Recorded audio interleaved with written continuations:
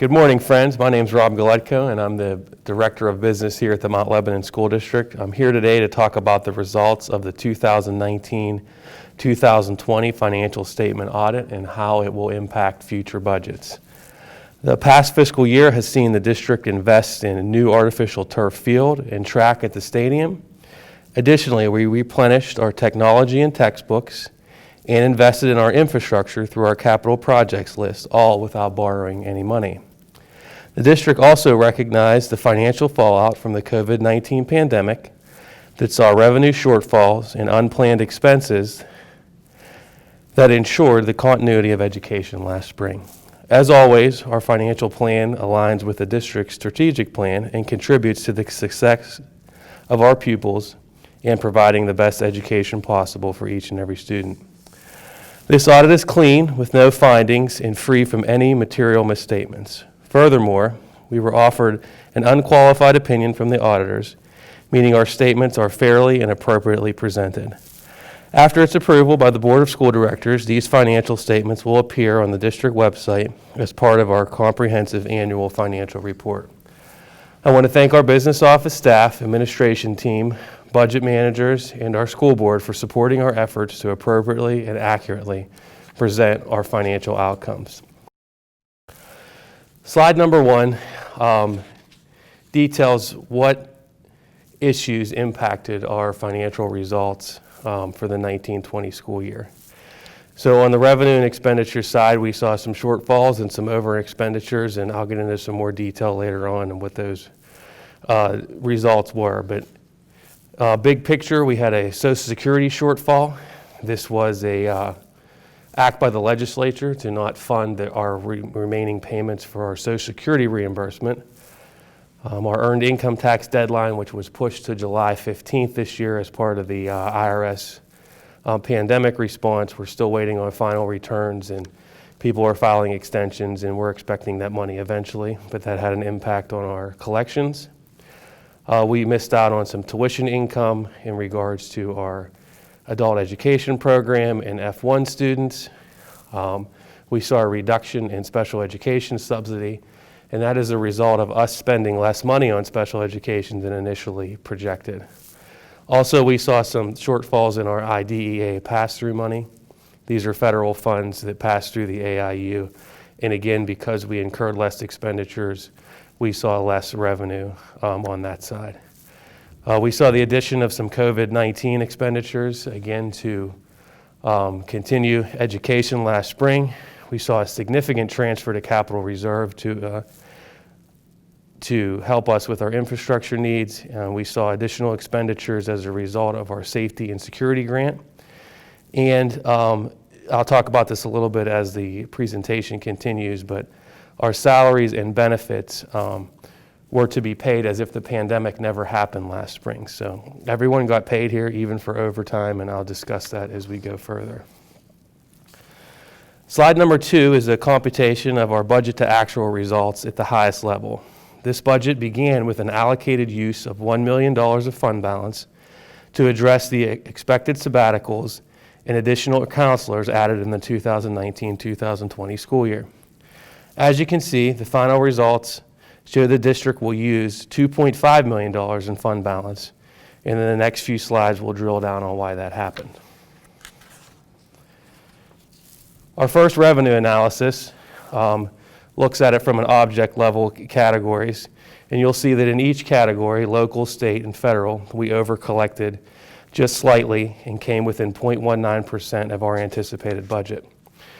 Though this looks like a good job budgeting, we did see some major shortfalls in some key areas that I discussed on the first slide. And on the next slide, revenue shortfalls, we'll get into the details of that. This slide delineates the major revenue shortfalls areas that happened as a result of the pandemic or inaction by the legislature to fund the remaining payments due to us in the new state budget. Our revenues in these categories were underfunded in total $1.1 million, more than enough to pay back the allocated fund balance in the 19-20 budget. So again, as I discussed in slide number 1, the earned income tax coming in about $110,000 under budget. That was a result of the timing of our final returns. Again, the IDEA pass-through monies, which saw less expenditures and then subsequently less reimbursement. Our tuition income taking a shortfall of $135,000. Our special ed subsidy, again, that is driven through expenditures, was less and to the tune of $165,000. And our Social Security and PSERS payments saw a shortfall, again, because the legislature did basically a stopgap budget and has not funded those appropriately. We do expect those to come eventually, but with our cutoff date of June 30th, they did not show up in time for the accrual. Switching gears to the expenditure analysis, this slide details our expenditures on an object level. As you can see, we overspent our expenditures budget by $2.7 million. That can be explained in two line items in particular: our contracted service and our board's commitment to $2.4 million in capital purchases. The contracted service line item, overspent by $423,000, was as a result of our safety and security grant that we received from the Pennsylvania Crime and Delinquency Fund. These monies were not budgeted for. Though we received the revenue, we still had to book the expenditures in the appropriate category. And those were for all kinds of security cameras and items that were recommended by the Mount Lebanon Police Department as part of our safety and security plan. And then at the bottom, you see the fund transfer of just under $2.4 million there, and that was to address our capital projects that our school board approved in February. So the next slide here are non-budgeted expenditures. As you can see, again, to reiterate, the safety and security grant of almost $26,000. That grant was actually for $476,000. We're still in the process of spending down the remaining parts of that money. $93,000 expenditures for 400 MiFis with internet access for our most needy families during the school at home this past spring. The beginning stages of our preparation of return to school for COVID-19 purchases that stem from recommendations from our Recovery Steering Committee. These include a myriad of items from technology to plexiglass to sanitizers to cleaning supplies and machines. And as I mentioned before, the capital projects transfer of $2.4 million that paid for our turf and track replacement, facility needs, technology refresh, and textbooks purchases that were approved by the board. In total, the district incurred $3.4 million of unplanned expenditures to ensure the safety of our students and provide the continuity of education in both spring and fall this year. So after we break that all down and compute the revenues, expenditures, we have our fund balance breakdown. This chart explains how the net effect of our audited results have impacted the district's fund balance. As you can see, the year started with $4.5 million in reserve. This was initially reduced to $12.1 million when the board approved our capital projects list and transfer in February. The column recognizes the revenue shortfalls and the unplanned expenditures in the last 4 months of the school year. That's what the final 6/30/20 category projects.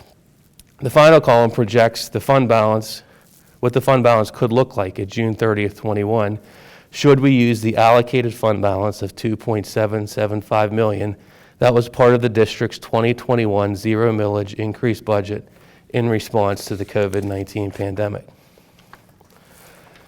The next slide here is a detail of our fund balance history over the last 10 years. As you can see, we have returned to 2016 levels with this current audit.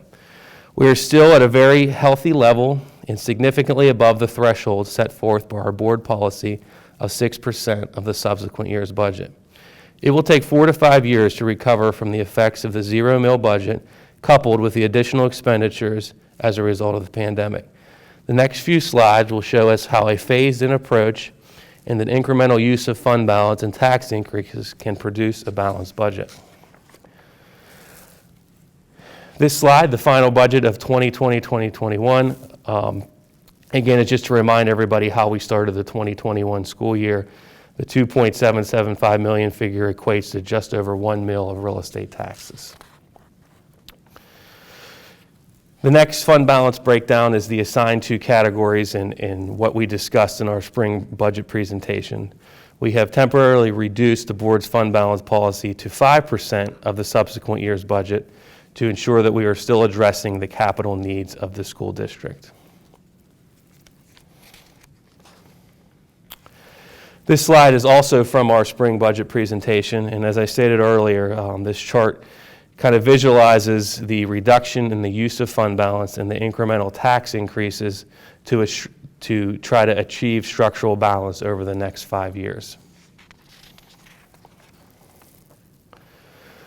The next slide that details the 2021 Act 1 index. This is an early look at some of the information we have to work off of for the 2021-2022 budget season. Assuming that our assessed values stay the same, this is what a possible tax increase could look like should we use the total index.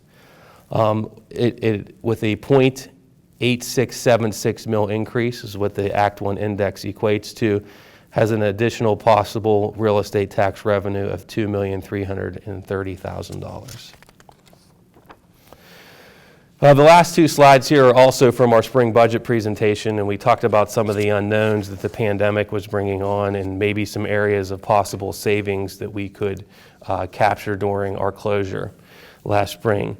So the state revenue, again, trended appropriately. Again, we were missing some of those categories as far as PSERS and Social Security reimbursement. Our local tax, again, for 2021 is trending appropriately. We just saw that impact of the local earned income tax in the 19-20 school year. And I discussed this at the school board meeting last week, but the interest income impact is a reduction of $1 million. We were projecting $1.2 million at one point last year in interest income. This year, we're projecting just $13,000. Makeup days, we ended up not having to make up any of our school from last year, so that was an unknown that we kind of settled. Some of our vendor status, whether we would be paying some of our vendors during the pandemic, and we've said this through spring and through how we paid people through payroll, but the legislation kind of directed us to act as if the pandemic had never happened. We settled with our bus contractor in the spring to the tune of about $99,000 to ensure that they would be there to service our students this fall. As far as stimulus funds are concerned, we have currently applied for about $800,000 in stimulus funds. We're waiting to hear more about what would come in the new package, but a lot of that is already geared towards some of the expenditures that we captured again in the 1920 and the 2021 school year for a myriad of items, either our online school or any of the cleaning supplies that we needed to get started. And as far as referendum exceptions are concerned, it is my belief that we will bring the board a budget in January that will ask for referendum exceptions and to exceed the index. That is still unknown, but once that system opens and we can get an appropriate budget prepared for January of 21, we will take the appropriate action when that comes. As far as the savings in the last slide here, we projected some of these savings in April. Some of them came to fruition. Again, some of them were expenditures that exceeded as a result of COVID. So we did save about $100,000 in utilities last year with the closure. As I mentioned in previous slides, professional services were up that $425,000 to pay for our safety and security grant purchases. We still made all of our tuition payments. Again, that was a result of our legislation where we made payments to Parkway and to Pathfinder and to any of our other special ed outside placements. We did save about $99,000 in busing costs this spring. That was our settlement with them as we proceeded and to ensure that they would be there this fall for us. Again, we purchased $500,000 in COVID supplies. And overtime was an initial thought of what we might save on. However, the legislation passed through the state that we had to pay a blended rate as if the pandemic happened. So if people averaged 5 hours of overtime a week, we still had to compensate them that as the spring continued. And another positive, we did save about $75,000 on copier usage, as we did not have any folks in our buildings this spring.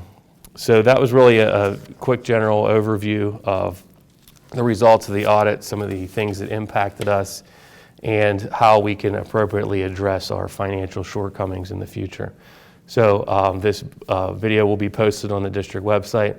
Like I said before, the financial statement audit will be included in our comprehensive annual financial report, which we will submit to the Association of School Business Officials to hopefully receive our Excellence in Financial Reporting certificate for the 36th straight year. So thank you.